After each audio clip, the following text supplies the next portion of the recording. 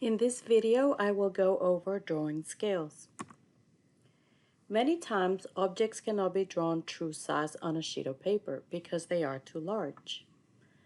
Let's take this horse for example. Of course, it doesn't fit on a regular 8.5 by 11 sheet of paper. Therefore, we have to scale it down. In this case, we scaled this horse 1 to 10, which means that 1 unit equals 10 units.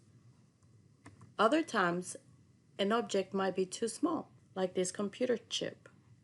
Notice that it has to be drawn larger for us to be able to see it properly. Because of this, there are standard size sheets of paper that are utilized in the industry. We have A size, B size, C size, D size, and even E, which is not included here. These sheets of paper are oriented horizontally, but they could also be portrait. A size paper is a regular sheet of paper, which is 8.5 by 11 inches. B size is double the size of A, which is 11 by 17. Size C is double the B size, which is 17 by 22. Size D is double C size, and that is 22 by 34. Notice that each one of these include a border around the perimeter of the paper, typically is 1/4 of an inch from the edge. In a corner, typically the bottom right corner, we include the title block. Title block includes information such as company, client, the drawing name, which is typically descriptive of the object that is being drawn. It might include information about standards for this particular drawing, tolerancing information. Sometimes it includes projection block information. We will talk about projections at a later date. But it also includes the drawing scale, the name of the person who drew the drawing number, which is essential for filing, and sheet number. It could say 1 of 20, depending on how many sheets are included in the sheet set. The term drawing scale means the relationship between the actual size of the object and the sheet of paper it is drawn on. In here we have an object. Let's just pretend that this is an 8.5 by 11 sheet of paper, and the middle drawing is drawn at full scale.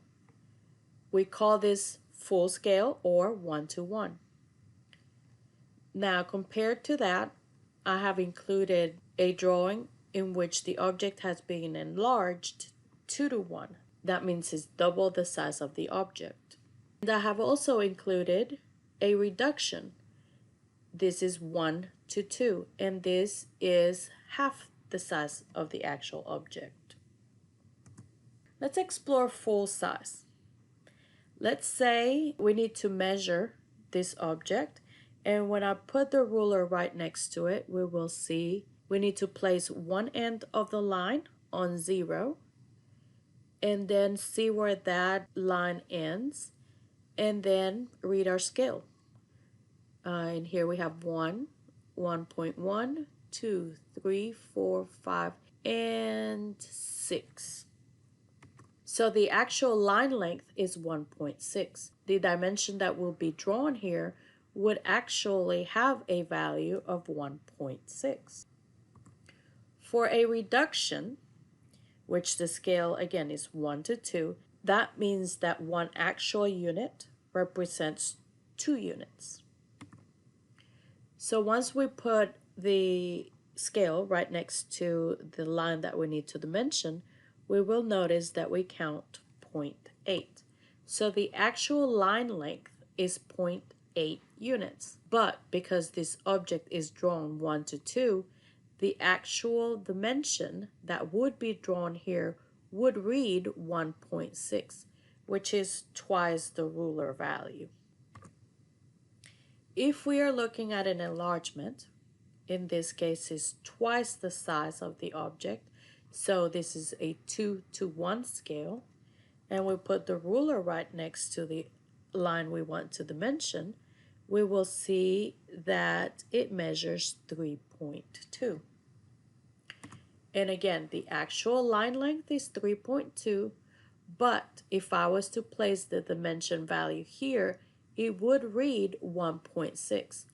Of course, note that the actual drawing scale would have to be noted somewhere in the title block or the drawing itself. Now, when we're looking at larger scale drawings, especially civil drawings, you might see a scale bar. These scales can vary depending on how big the object is compared to the sheet of paper that we have. Notice that each bar represents a different scale. 1 to 50, this is 1 to 100, this is 1 to 200, 250, and so on. Also notice that the bars are the same length. From here to there is the same length as from there to there because the units have not changed. Now, in this case, it says that 1 equals 50. So typically this represents feet. So 1 inch equals 50 feet. So that means that from 0 to 5, that's 1 actual inch. But the scale does all the work for us because all the numbers are already included in there. And so this is 1 actual inch, this is 2 inches here. And so the 1 inch has been subdivided in 5 different units, and each one of these represents 10 feet. In this one, where 1 inch equals 100 feet, then again, we go to 1 inch. Notice that now the number that is printed here is 10, which in reality, this represents 100 because it tells us that 1 inch equals 100. So if this is 100, this is 50, and the 50 is subdivided in fifths so that we understand that each one of these represents 10 feet. In the scale 1 to 200, the 20 represents 200 feet. Therefore, it's 1 actual inch here. The 10 represents 100 feet, and the 5 represents 50 feet. In drawings, you will see the scale bar close to the north arrow. The north arrow is placed near the scale bar to represent where north is. So you can see I have included a large scale drawing. This particular one is a site plan. I want you to look at the title block here, and it has some information as to what kind of project this is, some filing information, so drawing number, some seals, and right next to that is the north arrow and your scale bar. This is a site plan. This includes information of the layout of a commercial building. This is probably a road or a highway. This is the driveway, and parking areas. This location represents the building. On this side, we have several different section views, which we will cover at a later date. And in here, we have some parking lot information. If we were to zoom closer, it would give even specific dimensions for those. Above this, we have some legends to let us know what different materials each one of these hatching represents. In here, just general notes about the project, other general notes here and there, and just a topographical map of the actual location of this site.